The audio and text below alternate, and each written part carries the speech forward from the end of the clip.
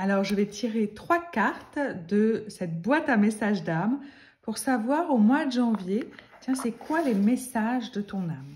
Donc, on peut enlever les cartes et juste poser la main au-dessus et sentir à quel endroit la main a envie de s'arrêter.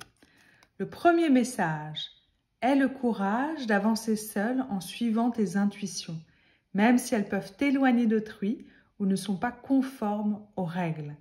Donc là, l'idée, c'est que quand on suit son intuition, on sort des sentiers battus et on accepte de ne pas suivre peut-être une règle que toi, tu as dans ta famille ou auprès de tes amis ou de ta société.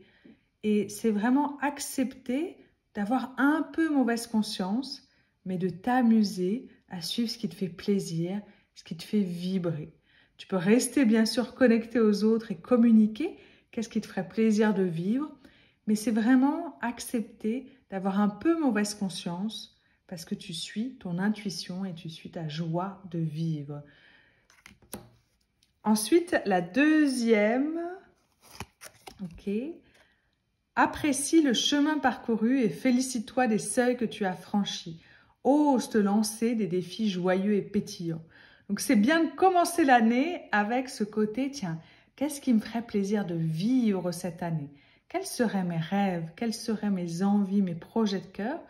Mais aussi regarder ce qui s'est passé en 2023 et de voir les moments où il y a eu des célébrations, que tu peux être fier du chemin parcouru, de ton évolution, mais aussi les moments les plus difficiles, où tu peux te demander, tiens, qu'est-ce que j'ai appris grâce à cette expérience?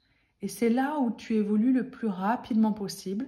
C'est vraiment en célébrant les hauts et également accueillir les bas. Donc, plus tu vas sortir de cette zone de connu, qui n'est pas forcément du confort, plus cela va t'aider à te connecter à ton intuition, à ton âme et à t'amuser à suivre ce qui te ferait plaisir de vivre. Et le troisième,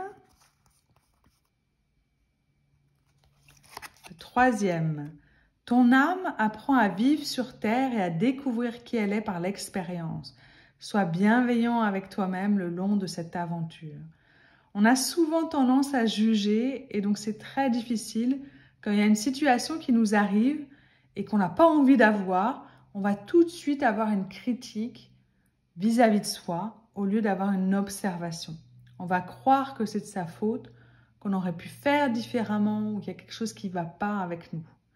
Et là, c'est de s'offrir cette bienveillance, de s'offrir cet amour, comme si on ouvre son cœur et on s'offre cette empathie-là, et toujours se rappeler que ton âme, elle est là pour apprendre. Et parfois, tu vas vivre une expérience juste pour comprendre, ok, ça, c'est pas ce que je veux et c'est pas qui je suis. Donc maintenant, quelle autre action, quel alignement je vais lancer pour revenir et vraiment vivre, moi, ce que j'ai envie de vivre de l'intérieur. Donc voici les 3 messages. 1, d'avoir le courage d'avancer et de suivre vraiment ce chemin qui te fait vibrer sans forcément se confronter aux règles. Le deuxième, c'est de célébrer ce qui s'est passé pour toi en 2023 et d'oser te lancer des défis joyeux et pétillants pour 2024. Et ensuite, le troisième, c'est d'avoir beaucoup de bienveillance pour soi, d'avoir cette empathie où tu vas avoir des pensées, des paroles et des actions qui sont remplies d'amour.